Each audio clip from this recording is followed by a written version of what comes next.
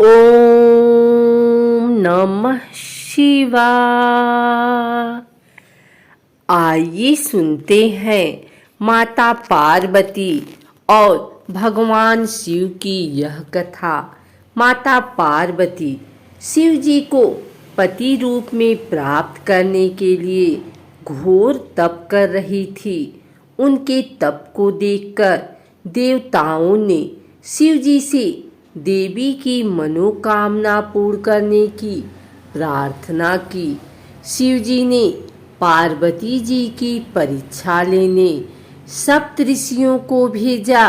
सप्त ऋषियों ने शिव जी के सैकड़ों अवगुण गिनाए, पर पार्वती जी को महादेव के अलावा किसी और से विवाह मंजूर न था। विवाह से पहले सभी वर अपनी भावी पत्नी को लेकर आश्वस्त होना चाहते हैं, इसलिए शिव जी ने स्वयं भी पार्वती की परीक्षा लेने की ठानी। भगवान शंकर प्रकट हुए और पार्वती को वरदान देकर अंतर ध्यान हुए। इतने में जहाँ वह तप कर रही थी, वहीं पास में तालाब में मगरमच्छ ने एक लड़के को पकड़ लिया। लड़का जान बचाने के लिए चिल्लाने लगा। पार्वती जी से उस बच्चे की चीख सुनी न गई। द्रवित हृदय होकर वह तालाब पर पहुंची। देखती हैं कि मगरमच्छ लड़की को तालाब के अंदर खींचकर ले जा रहा है। लड़के ने देवी को देखकर कहा, मेरी न तो माँ है और न बाप, न कोई मित्र। माता, आप मेरी रक्षा करें। पार्वती जी ने कहा, हे ग्राह, इस लड़के को छोड़ दो। मगरमच्छ बोला, दिन के छठे पहर में जो मुझे मिलता है उसे अपना आहार समझकर स्वीकार करना मेरा नियम है। ब्रह्मदेव ने दिन के छठे पहर इस लड़के को भेजा है, मैं इसे क्यों छोड़ूं? पार्वती जी ने विनती की, तुम इसे छोड़ दो। बदले में तुम्हें जो चाहिए वह मुझसे कहो। मगरमच्छ बोला, एक ही शर्त पर मैं इसे छोड़ सकता हूँ। आपने तप करके महादेव से जो वरदान लिया, यदि उस तप का फल मुझे दे दोगी तो मैं इसे छोड़ दूंगा। पार्वती जी तैयार हो गई। उन्होंने कहा, मैं अपने तप का फल तुम्हें देने को तैयार हूँ, लेकिन तुम इस बालक को छोड़ दो। मगरमच्छ ने समझाया, सोच लो देवी, जोश में आकर संकल्प मत करो।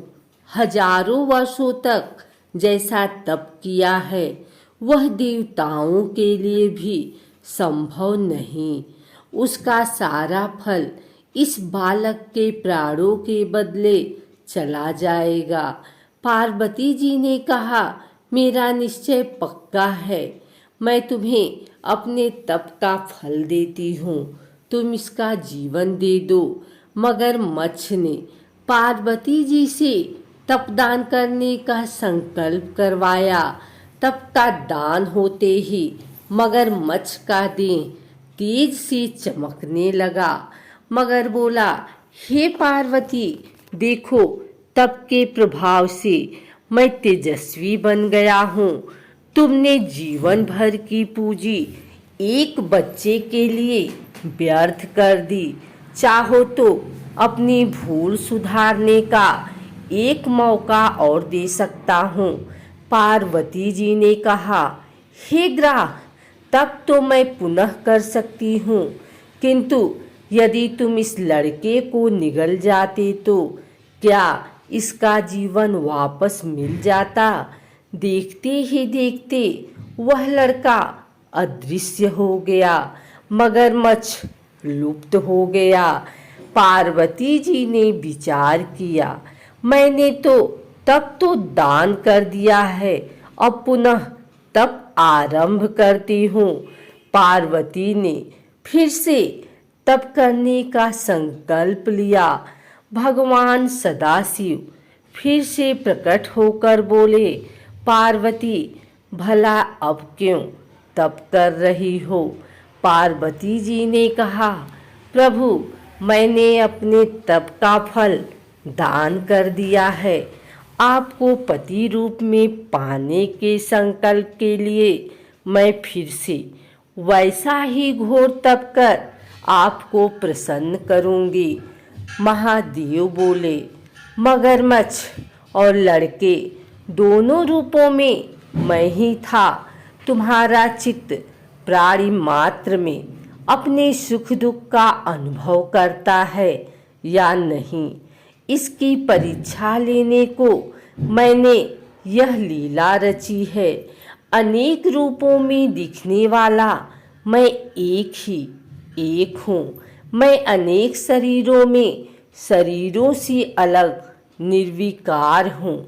तुमने अपना तप मुझे ही दिया है, इसलिए अब और तप करने की जरूरत नहीं। देवी ने महादेव को प्रणाम कर प्रसन्न मन से विदा किया।